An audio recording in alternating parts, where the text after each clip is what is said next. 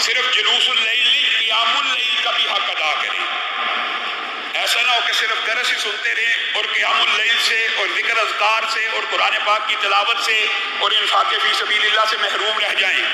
مختصر آپ نے یہ بات سمجھنی ہے کہ اس رات میں اگر ایک بندہ 1000 روپیہ خرچ کرتا ہے تو گویا اس کے نامہ اعمال میں یہ نہیں لکھا جاتا اس نے فلاں دن فلاں رات 1000 روپیہ خرچ کرا. آپ کو آج کے بعد یہ بات سمجھ آ جانی چاہیے کہ اس کے نامہ اعمال میں کیا لکھا جائے گا.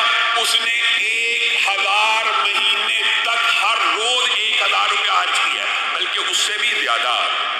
یہ 83 سال کی جو عبادت ہے، اگر آج کل گھنٹے تبدیل ہوتے رہتے ہیں، اگر 9-10 گھنٹے کے اعتبار سے 9 گھنٹے کے اعتبار سے آج کل رات چل رہی ہے، آگے جائیں گے تو راتیں لمبی ہو جائیں گی، تو ایک گھنٹہ 9 سال سے زیادہ قیمتی ہے اس رات کا. میں اور آپ نے وقت ایسے ضائع کرنا ہے جیسے کوئی بڑی معمولی بات ہے. ایک گھنٹہ 9 سال سے 9.25 سال سے زیادہ قیمتی ہے. اور اللہ کا شکر ہے کہ ہمارا کم از کم قیام اللیل 1.5-2 گھنٹے کے برابر تو ہوتا ہی ہے. یعنی ایک گھنٹہ 9 سال سے بھی زیادہ قیمتی ہے، اور ایک منٹ 55 سے 60 دن جتنا قیمتی ہے، اور ایک سیکنڈ 24 گھنٹے 22 گھنٹے سے زیادہ قیمتی ہے. ایک سیکنڈ. سبحان اللہ سبحان اللہ. آپ نے ان 10 راتوں میں اگر صرف یہی کہہ دیا، آپ کے نامہ اعمال میں لکھ دیا جائے گا کہ آپ پورا دن ہی کہتے رہے، ایک سیکنڈ میں بھی جو عمل آپ کرتے رہیں گے. تو یہ ایک سیکنڈ، ایک ماہ، 1 گھنٹہ آپ نے ضائع ہرگز نہیں کرنا. اور کرنا کیا ہے؟ اس حوالے سے قرآن پاک کے فضائل کے حوالے سے پورا جمعہ آپ لوگوں نے سماعت فرمایا.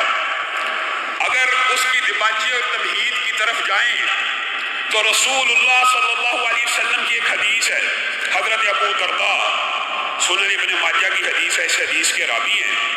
آپ یہ چند باتیں اگر آج سمجھ لے جائیں گے تو انشاءاللہ، اور اس کے اوپر عمل کرتے رہیں گے تو انشاءاللہ پوری زندگی، پوری لائف میں ان اعمال کو اگر جاری رکھیں گے تو نامہ اعمال میں حسنات کا اور نیکیوں کا اضافہ ہوتا رہے گا اور گناہ مٹتے رہیں گے. حضرت ابو درداء کی جو روایت ہے سنن ابن ماجہ کی، اس کے اندر رسول اللہ صلی اللہ علیہ وسلم فرماتے ہیں میں تمہیں ایک ایسا عمل نہ بتاؤں جو تمہارے لیے بہت پاکیزہ ہے، تمہارے درجات کو بلند کرنے والا ہے، فرشتوں کے ہاں بھی بڑا اعلیٰ ہے، اور تمہارے لیے میرے لیے اس چیز سے بہتر ہے کہ میں اور آپ سونے چاندی کے پہاڑوں کو خرچ کریں. اس چیز سے بھی بہتر ہے، اور اس چیز سے بھی بہتر ہے کہ آپ اللہ کے راستے میں نکل جائیں اور آپ دشمنوں کی گردنوں کو کاٹیں. اور اس چیز سے بھی بہتر ہے کہ دشمن آپ کی گردنوں کو کاٹ دیں. بتائیے شہادت کتنا بڑا رتبہ ہے. اگر حدیث صرف یہاں تک ہوتی نا جہاد فی سبیل اللہ پہ نکل جائے اور آپ دشمنوں کی گردنوں کو کاٹیں، اس سے بھی بہتر ہے تو جہاد فی سبیل اللہ کا اجر و ثواب بھی آپ اس کا مطالعہ کر لینا.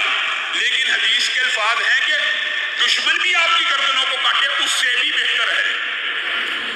تو صحابی رسول نے رسول اللہ صلی اللہ علیہ وسلم سے پوچھا ایسا عمل تو ہمیں ضرور بتلائیے.